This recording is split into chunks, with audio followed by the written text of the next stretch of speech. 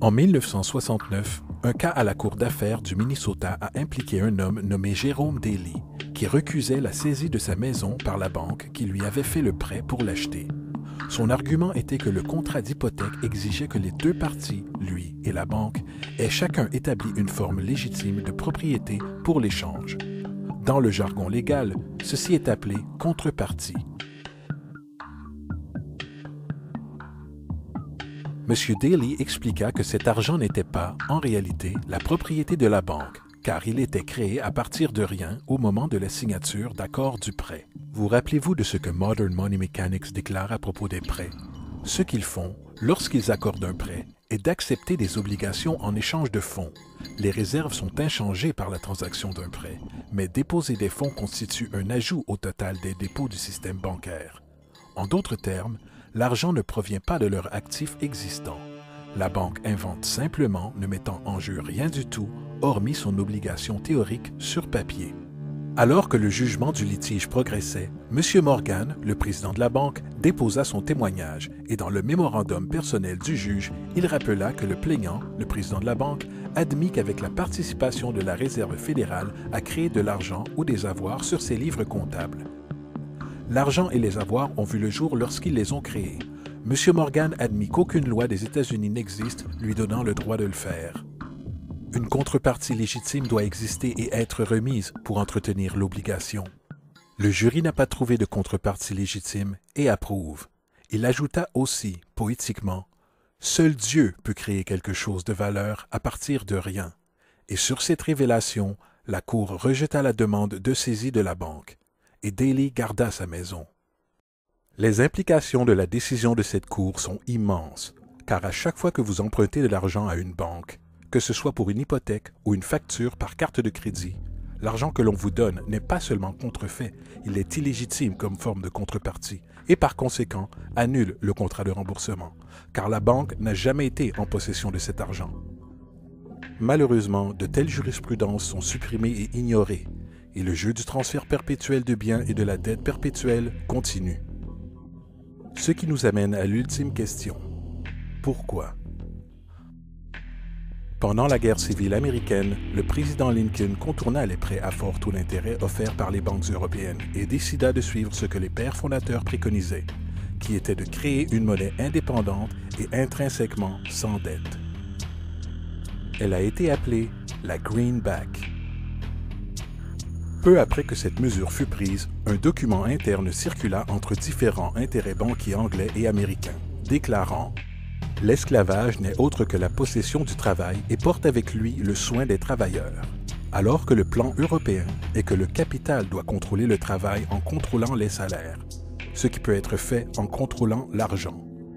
Il n'est pas bon d'autoriser la greenback, car nous ne pouvons la contrôler. » La politique de réserve fractionnaire perpétrée par la Réserve fédérale, qui s'est répandue en pratique dans la grande majorité des banques dans le monde, est en réalité un système d'esclavage moderne. Pensez-y. L'argent est créé à partir de dettes. Que font les gens lorsqu'ils sont débiteurs? Ils se proposent à l'embauche pour rembourser. Mais si l'argent ne peut être créé qu'à partir d'emprunts, comment la société peut être délivrée des dettes? Elle ne peut pas. Et c'est l'objectif. Et c'est la peur de perdre ses avoirs, secondée par la lutte pour garder le dessus, avec une dette perpétuelle et l'inflation inhérente au système, aggravée d'une pénurie incontournable dans la provision d'argent même, créée par des intérêts qui ne pourront jamais être remboursés, qui garde l'esclave salarié dans ce chemin. Courant sur une roue de hamster, avec des millions d'autres, en effet propulsant un empire qui ne bénéficie réellement qu'à une élite au sommet de la pyramide. Car, à la fin de la journée, pour qui travaillez-vous réellement?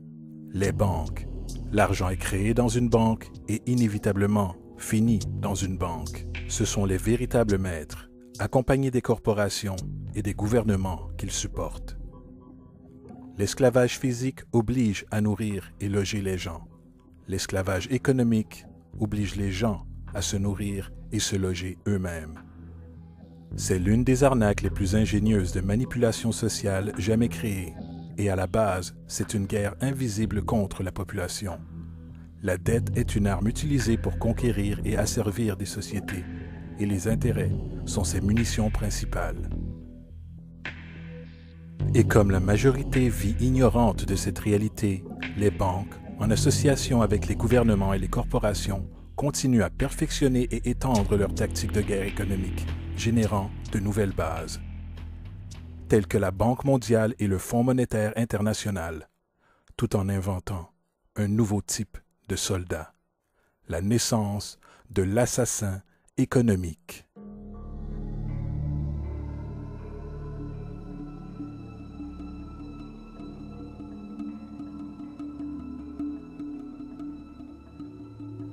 Nous, assassins économiques, sommes les réels responsables dans la création du premier véritable empire global, et nous travaillons de nombreuses façons différentes. Mais peut-être que la façon la plus commune est que nous identifions un pays détenant des ressources, comme le pétrole, alors nous arrangeons un énorme prêt pour ce pays auprès de la Banque mondiale ou l'une de ses organisations sœurs. Mais l'argent ne va jamais réellement au pays. À la place, il est utilisé par nos grosses corporations pour construire des projets d'infrastructure dans ce pays. Centrales énergétiques, parcs industriels, ports, des choses qui profitent à quelques personnes riches de ce pays en plus de nos grosses corporations. Mais certainement pas à la majorité des gens du tout. Dans tous les cas, les gens, dans l'ensemble du pays, conservent une dette énorme. C'est tellement une grosse dette qu'ils ne peuvent payer. Et cela fait partie du plan. Donc, à un moment, nous, assassins économiques, revenons auprès d'eux et disons « Écoutez, vous nous devez énormément d'argent. Vous ne pouvez pas payer votre dette. Alors vendez-nous votre pétrole à bon marché pour nos compagnies pétrolières. Permettez-nous de construire une base militaire dans votre pays ou envoyer des troupes pour supporter les nôtres à un endroit du monde comme l'Irak ou votez avec nous dans le prochain vote aux Nations Unies pour que leurs compagnies d'électricité deviennent privatisées ou leurs eaux et systèmes de canalisation soient privatisés et vendus aux sociétés états-uniennes ou autres sociétés multinationales. Donc, il y a une multitude de choses et manières typiques dont le FMI et la Banque mondiale travaillent. Ils mettent un pays en dette et cette dette est si grosse qu'elle ne peut être remboursée. Après quoi, elle offre de financer à nouveau cette dette et se faire payer plus d'intérêts. Et vous demandez ce quiproquo, que vous appelez conditionnalité, terme du FMI désignant certaines exigences ou bonne administration, ce qui signifie qu'ils doivent vendre leurs ressources, incluant plusieurs de leurs services sociaux, leurs sociétés de maintenance, leur système scolaire, parfois leur système pénal, leur système d'assurance à des sociétés étrangères. Donc c'est un double, triple, quadruple renvers dévastateur. Le besoin d'un tueur à gages économique est né au début des années 50, alors que Mossadegh venait d'être élu démocratiquement en Iran. Il était considéré comme l'espoir pour la démocratie dans le Moyen-Orient et considéré comme l'homme de l'année selon le Time Magazine. Une chose qu'il a apportée et fini par appliquer était que les compagnies pétrolières étrangères devaient payer le peuple iranien bien plus pour leur pétrole qu'elles ne le faisaient et que les Iraniens devaient profiter de leur propre pétrole. Politique étrange. Nous n'avons pas aimé cela, bien sûr. Mais nous étions anxieux de faire ce que nous faisons normalement, qui est d'envoyer les militaires. À la place, nous avons envoyé un agent de la CIA, Kermit Roosevelt, un parent de Teddy Roosevelt. Et Kermit y alla avec quelques millions de dollars. Et cela fut très, très efficace. Et dans un court laps de temps, il réussit à faire renverser Mossadegh et fit entrer le Shah d'Iran pour le remplacer, ce qui a toujours été favorable au pétrole. Et c'était véritablement efficace. Bombs overflow Tehran. Army officers shout that Mossadegh has surrendered and his regime as virtual dictator of Iran is ended. Pictures of the Shah are paraded through the streets as sentiment reverses. The Shah is welcomed home. De retour aux États-Unis, à Washington, les gens ont observé et dit « Wow, c'était facile et bon marché ». Donc, ceci a établi une nouvelle manière de manipuler des pays et de créer un empire. Le seul problème avec Roosevelt est qu'il était un agent officiel de la CIA. Et s'il s'était fait prendre, les conséquences auraient été dramatiques. Donc, très rapidement, à ce moment-là, décision fut prise d'utiliser des consultants privés pour passer l'argent depuis la Banque mondiale ou le FMI ou l'une des autres agences équivalentes ou de faire appel à des gens comme moi qui travaillons pour des sociétés privées afin que si nous étions pris, il n'y ait pas de conséquences gouvernementales.